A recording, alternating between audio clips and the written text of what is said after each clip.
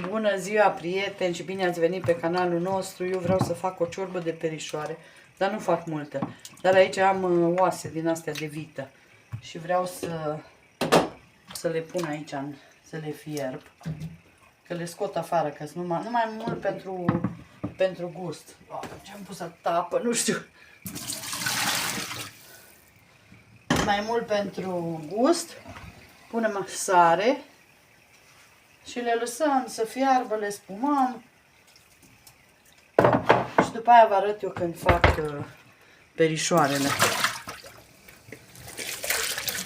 Asta am vrut numai să punem oasele la fiert, ca să fiarbă. Le las să fiarbă, le spumez și le las să fiarbă ca să iasă gustul ăla de vită. Mie așa îmi place la ciorba de perișoare să pun carne de vită. Și o să vă arăt când fac perișoarele și legumele, o să vă arăt eu în continuare. Haideți, dragile mele, am pus aici puțină ceapă, pun un ou.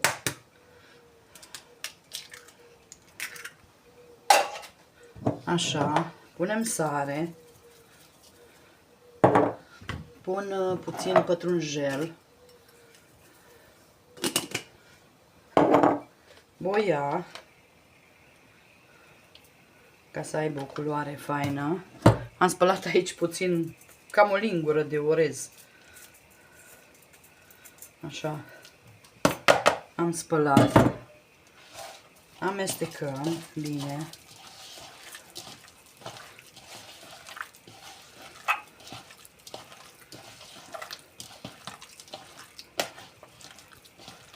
Mergea și o jumătate de ou, dar acum piper.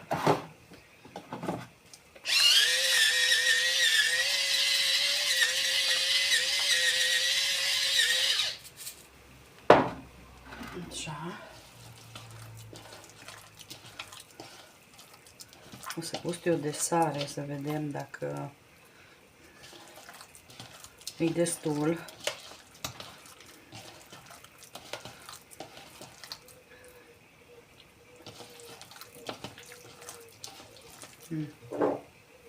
Mai trebuie sare, că nu sărate. Că n-am vrut să pun din aia mare, că aia se dizolvă mai greu și așa în supă, când în ciorbă, fierbe. Dar așa aici, dacă fac de carne, atunci eu tot pun, că ea nu-i dizolvată și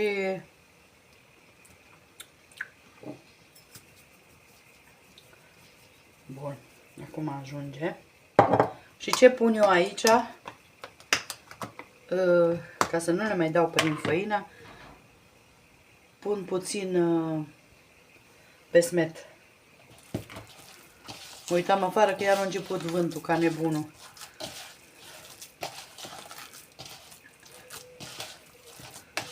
O lingură, să zic, de pesmet. Și le lăsăm să fiarbă supa. Tăiat o ceapă mică și pentru ciorbiță. Oasele le-am scos, că v-am zis că numai pentru gust le pun. Nu le pun altfel.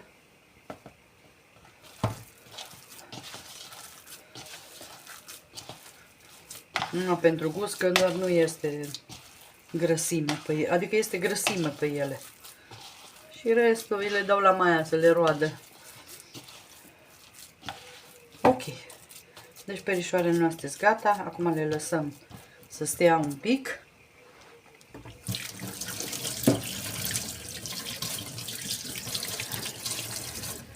Așa, haideți să adunăm astea de pe aici.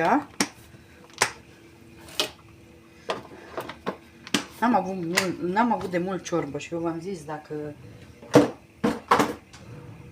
nu mânc odată, după aia tot îmi trebuie ciorbă. Punem ceapă asta aici, să fiarbă. Așa, o să pun bulion din asta de-a meu, că numai bine fierbe aici.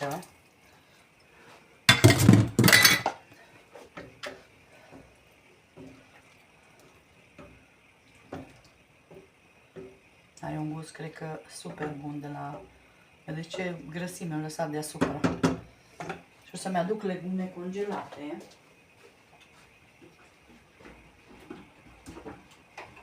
Legume congelate.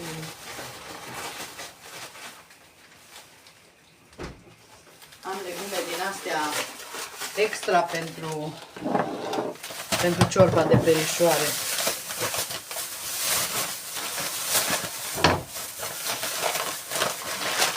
Vezi? Vedeți de la Casa Țărănească, ciorbă de perișoare. Astea sunt extra pentru... Punem o mână de legume așa bine. Ori bag orez înăuntru, ori o să bag eu o mână de paste din alea orzo. Se poate băga și cartofi, deci puteți să băgați și cartofi. Atât. Băgați în sacul ăsta, că nu știu să spart în congelatorul ăla n-am. Și zic, mai bine o bag decât să împrăștie. Hai că eu fac perișoarele aici și le las să stea. Astea le băgăm chiar la urmă. Le fac așa mai micuțe. Mie așa îmi place.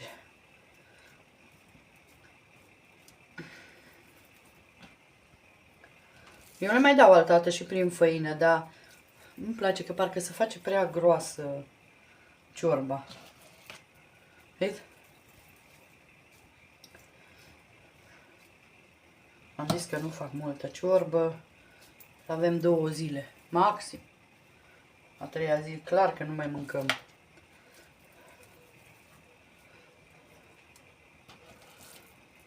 Am scos, am avut aici într-o pungă cam 250-300 de grame de carne.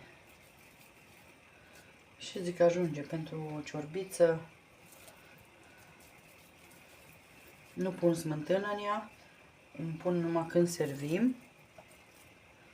Așa cred. Vedem ce zice omul meu. Bine, bine, mama mea punea tot timpul, că zicea că e bine când ea să o părește acolo, are alt gust, acum ți-o pui în farfurie.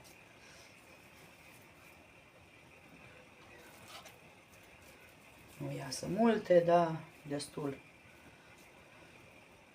Lăsăm să fiarbă. Oricum astea-s gata, zardăvatul imediat.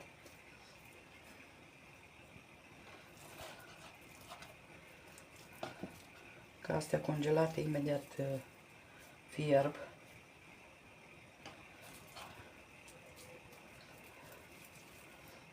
Mama mea de ce punea, că vă zic, de ce punea smântână? Pentru că făceam fiecare zi altă ciorbă. Și atunci, deci, până seara era, să zici, gata. Ai mâncat-o.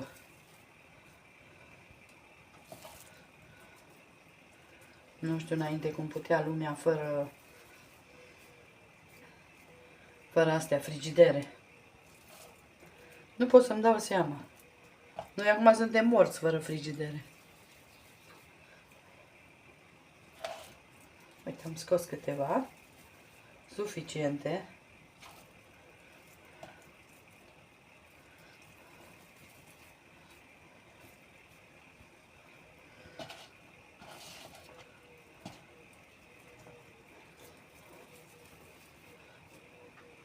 Vedem care o am mai mică, cred că aici. Care o am mai micuță, să-i pun și asta mai. Așa, și astea le las până le pun în oală.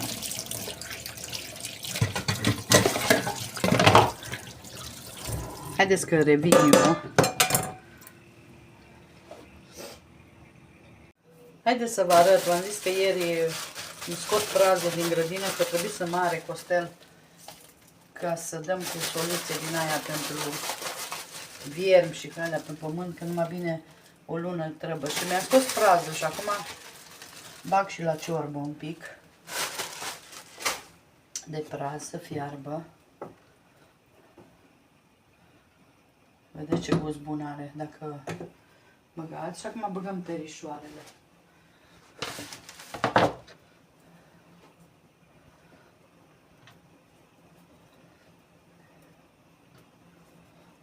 Și le lăsăm să fiarbă.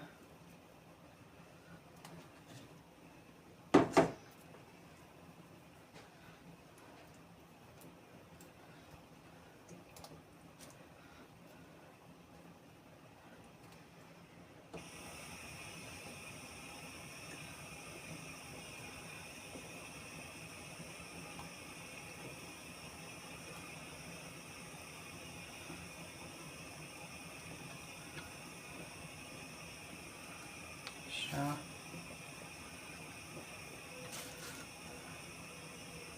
De-aia v-am zis că nu mai le dau prin făină, că nu-mi place cum iasă.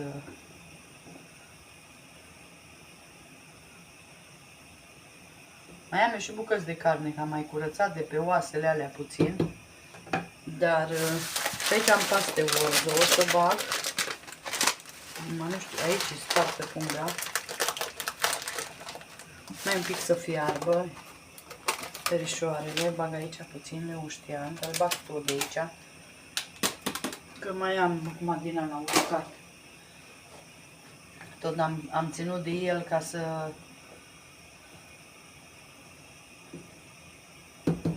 Așa, o să bag puțin piper. Unde e piperul?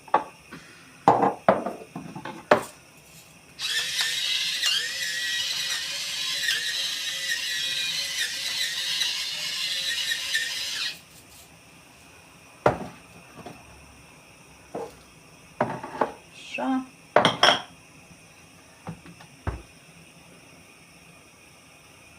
Super iasă. Hai să iau eu să gust, să vedem de sare dacă e destulă.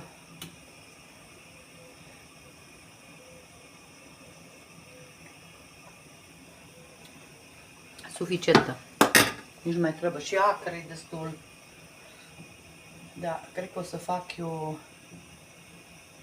zdremțe de ou și gălbenuș o să-l bag așa ca la ciorba de burtă, dar fără smântână. Asta o să le bag să fiarbă numai și o să le bag după aia. O să le fac cu ou frecat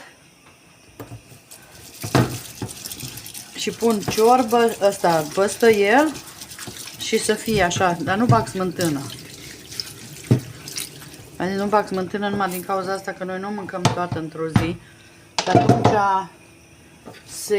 se acrește prea tare.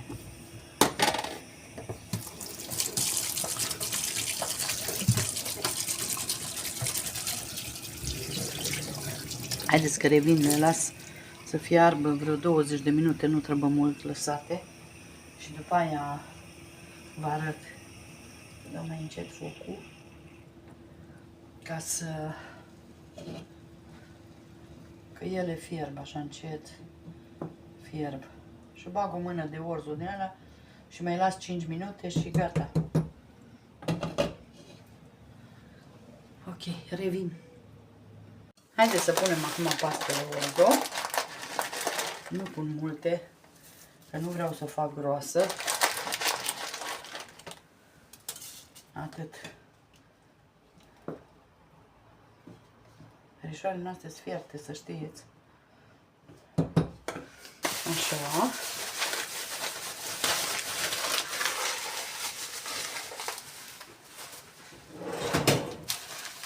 Acum din astea sparte dau și de legume și de... Dacă sunt multe, așa-i. Acum eu bat două și pun... fac zdremțe.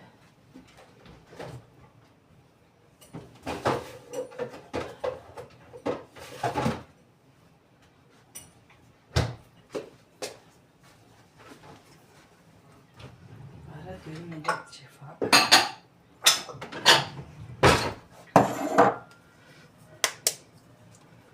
Albușele le bat zdremțe, le pun acolo.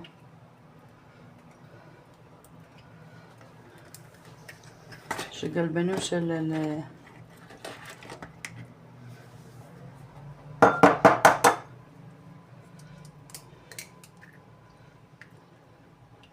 Am dus acolo pe ochiul ăla, că mai bine îmi fierbe pe ochiul ăla.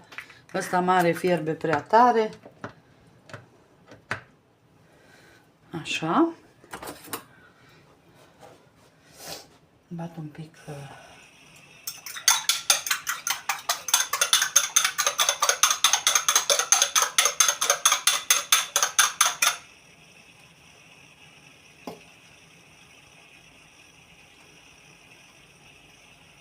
Așa. Astea le las acolo să fiarbă. Și gălbenușele.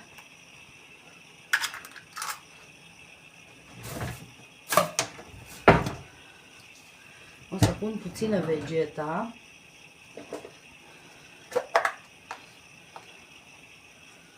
Atâta.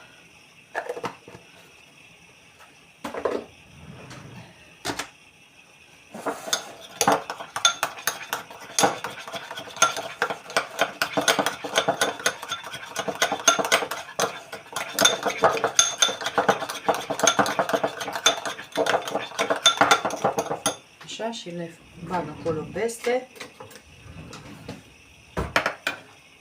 Să mai fiarbă un pic pastele.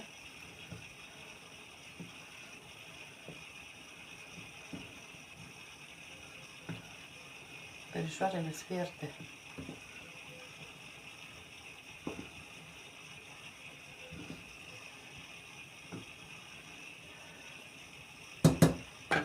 Să gust eu una, să văd. Dar sunt sutămine când fiartă. Deja au jumătate de oră de când fierb.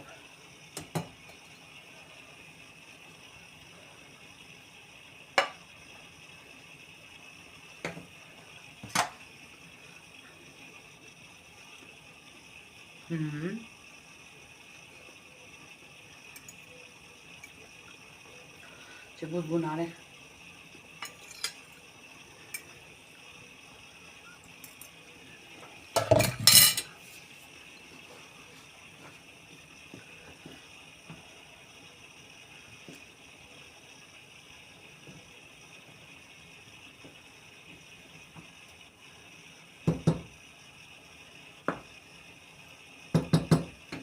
Acum iau și pun aici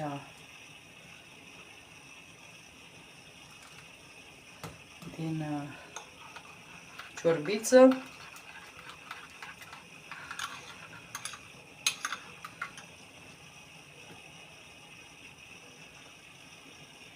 Așa fac eu. Acum, poate dumneavoastră aveți altă variantă, dar eu așa fac.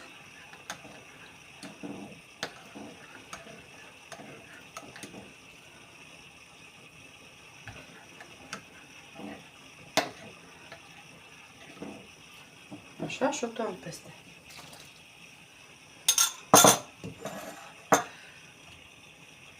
Și zici că e cu smântână, știți?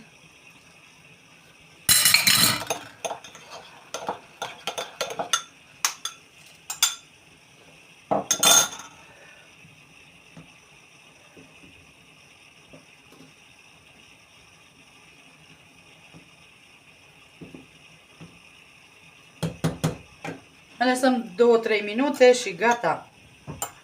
Ciorba noastră e fiartă.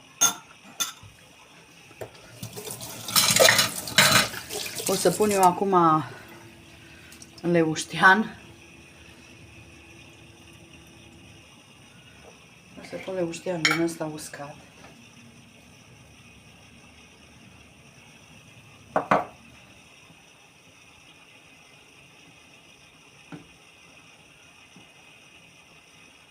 Și gata e ciorba noastră. O să vă arăt eu farfuria.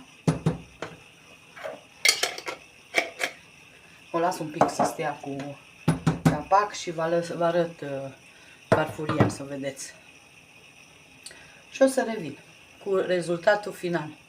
Și uitați, dragile mele, așa arată rezultatul final. Eu mănânc cu ardei iute.